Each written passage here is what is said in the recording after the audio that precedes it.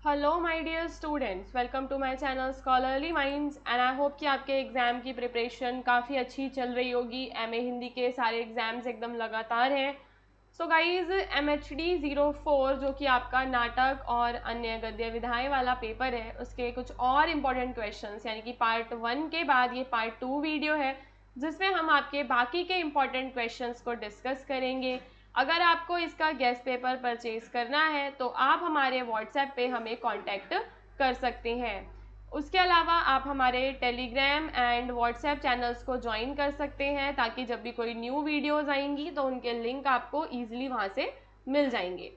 ठीक है, तो अभी ये जो क्वेश्चन है अंधा युग से रिलेटेड है, जो धर्मवीर भारती के द्वारा ये लिखा गया एक नाटक जिसका नाम है अंधा युग। ठीक है, इसके ऊपर ये बेस्ड क्वेश्चन है जिसमें आपको बताना है कि इसकी क्या प्रासंगिकता है, कि ये कितना रेलिवेंट है आज के टाइम में भी और पहले भी ये कितना रेलिवेंट था।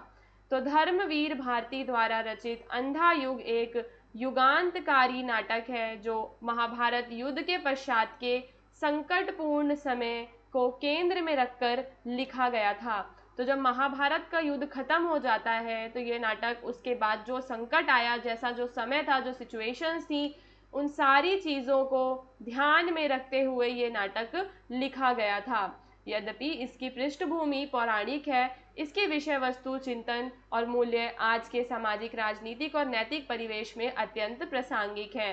तो यहाँ पे हमें ये बताना है कि भले ही ये जो नाटक है ये बहुत ही ज़्यादा यह पौराणिक नाटक है, लेकिन आज भी जो है ये नाटक हमारे लिए प्रासंगिक है। सामाजिक, राजनीतिक और नैतिक परिवेश में आज भी हमें इसका वैल्यू पता होना चाहिए। ठीक है, अब हम देखेंगे कि आज के समय में समकालीन युग में अंधा युग नाटक की क्या प्रासंगिकता है, उसके कुछ मुख्य बिंदुओं को हम समझेंगे। तो युद्ध और उसके परिणाम को देखो। नाटक में महाभारत युद्ध के पश्चात दोनों पक्षों, विजेता और पराजित के भीतर व्याप्त हताशा और निराशा को दर्शाया गया है।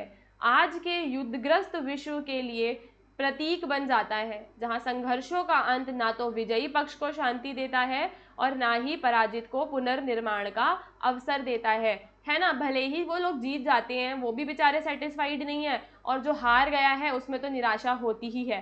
तो ये हमें एक मैसेज देता है कि जो युद्ध होता है उससे केवल हमें क्या मिलेगी, निराशा मिलेगी, चाहे हम जीत भी क्यों ना जाएं।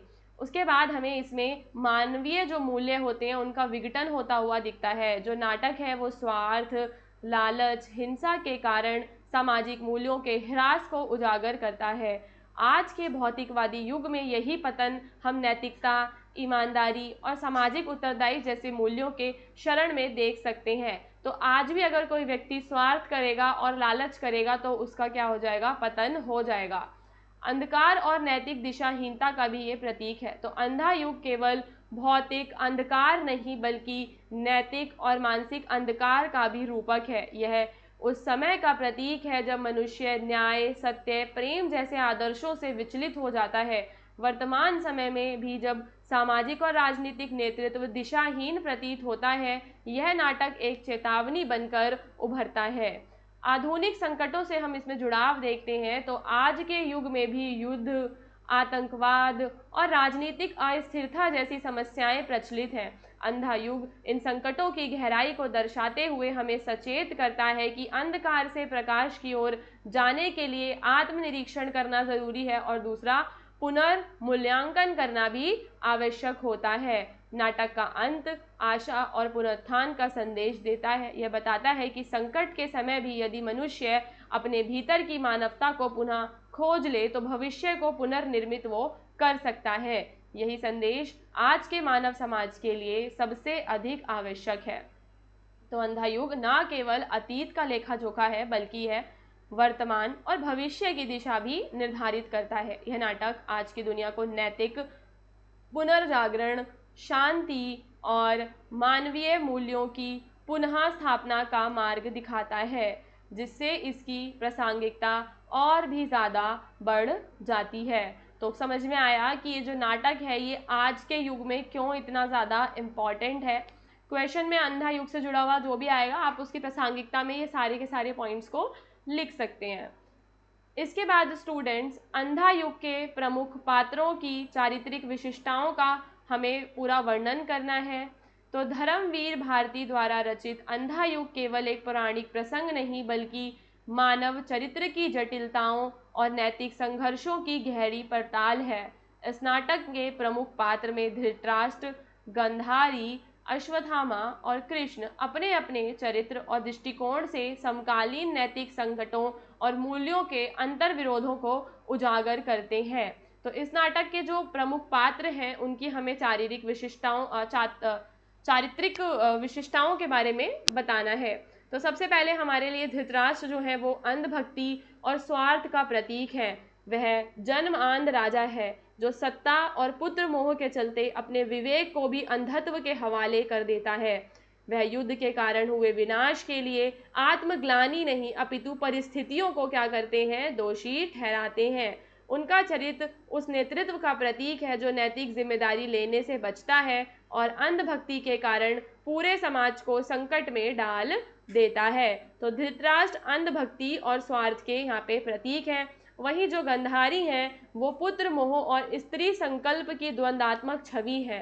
गांधारी पतिव्रता स्त्री है जिन्होंने पति के अंधत्व को साझा करते हुए आंखों पर पट्टी बांध ली, जो आत्म बलिदान का प्रतीक तो है परंतु यह निर्णय अंततः उन्हें विवेकहीन भी बना देता है। पुत्रों के प्रति अंध प्रेम और मोह उन्हें प्रतिशोध की आग में झोंक देता है जिससे वह कृष्ण को श्राप देती हैं। उनका चरित्र शोक, करुणा और पारिवारिक मोह में फंसी हुई स्त्री की गहरी मनोवैज्ञानिक छवि जो है हमारे सामने प्रस्तुत करता है। वहीं जो अश्वत्थामा है वो अपने पिता द्रोणाचार्य की मृत्यु का प्रतिशोध लेने के लिए रात्रि में पांडवों के बच्चों की हत्या करता है। वह अंधे प्रतिशोध का प्रतीक बन जाता है जो तत्कालिक क्रोध में विवेक और मानवता को तिलांजलि दे देता है। उसका चरित्र इस बात का प्रतीक है कि बिना नियंत्रण की शक्ति किस प्रकार समाज के लिए विध्वंसकारी बन सकती है।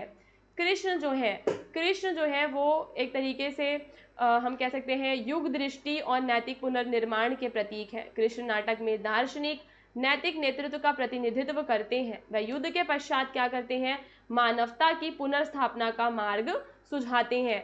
तो ओवरऑल हम क्या देख रहे हैं कि हर कोई जो है किसी न किसी चीज़ का प्रतीक है, उनसे हमें कुछ ना कुछ मैसेज जो है वो मिलता है।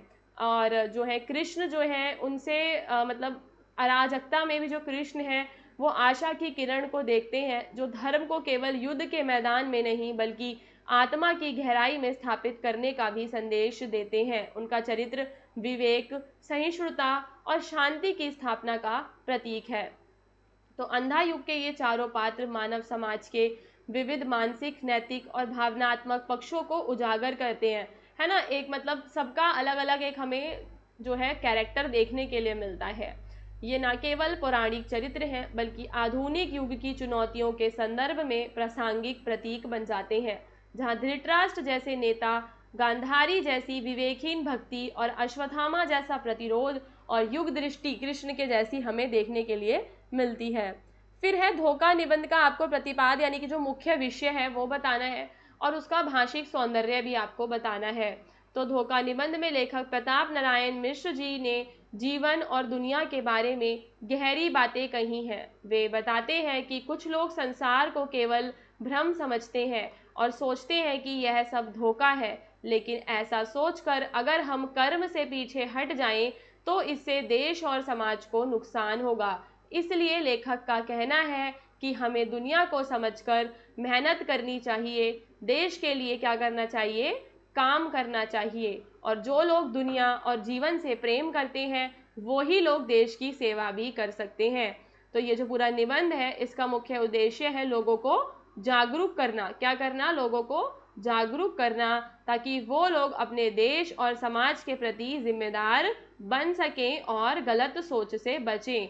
तो ये निबंध का हमें मुख्य उद्देश्य देखने के लिए मिलता है।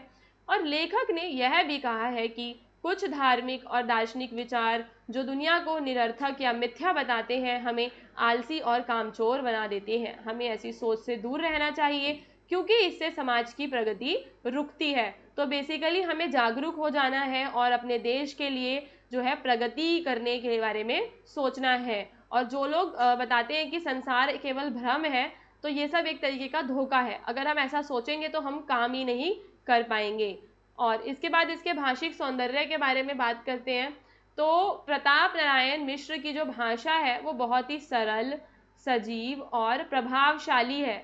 वे कठिन दार्शनिक बातों को भी ऐसे शब्दों में समझाते हैं जो आम आदमी आसानी से समझ सके। उनकी भाषा में काव्यात्मकता भी है, जैसे उन्होंने घड़ी के टिक टिक की आवाज़ को खटखट और टन शब्दों से जीवंत बना दिया। तो यानी कि काफ़ी ज़्यादा जो मतलब काव्यात्मकता हमें देखने के लिए मिलती है, भाषा में सरल, सजीव और भाषा उनकी हमें प्रभावशाली देखने के लिए मिलती है। निबंध में मुहावरों और कहावतों का भी अच्छा उपयोग हुआ है, जिससे भाषा और भी रोचक और सहज लगती है।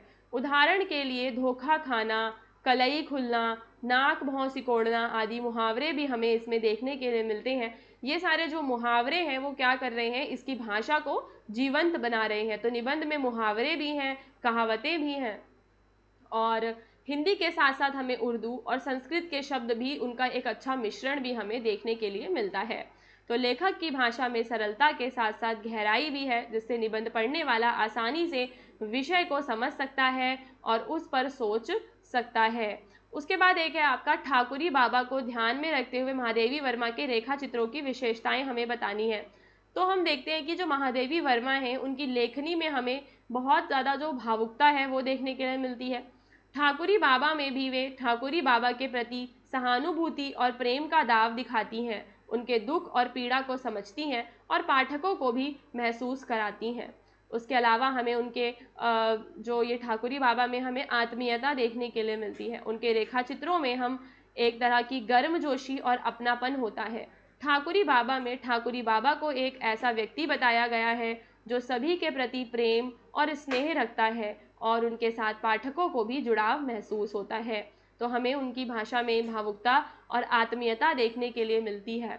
और ग्रामीण जीवन का एक सजीव चित्रण है ठाकुरी बाबा में। महादेवी वर्मा अपने रेखा चित्रों में गांव और ग्रामीण जीवन की सहजता, सरलता और वास्तविकता को बहुत ही प्रभावशाली तरीके से हमें बताती हैं। ठाकुरी बाबा में भी गांव के जीवन के पहलुओं को जीवंत रूप में दिखाया गया है। सामाजिक विषमता, समाज में जो भी बुराइयां होती हैं, समाज की जो कड़वी सच्चाइयां होती हैं, उनका चित्रण भी वो करती हैं। तो ठाकुरी बाबा में वे समाज की कड़वी सच्चाई को भी उजागर करती हैं, जैसे ठाकुरी बाबा का सौतेले भाई द्वारा शोषण, यह सामाजिक अन्याय पाठकों के सामने प्रभावी ढंग से प्रस्तुत होता है।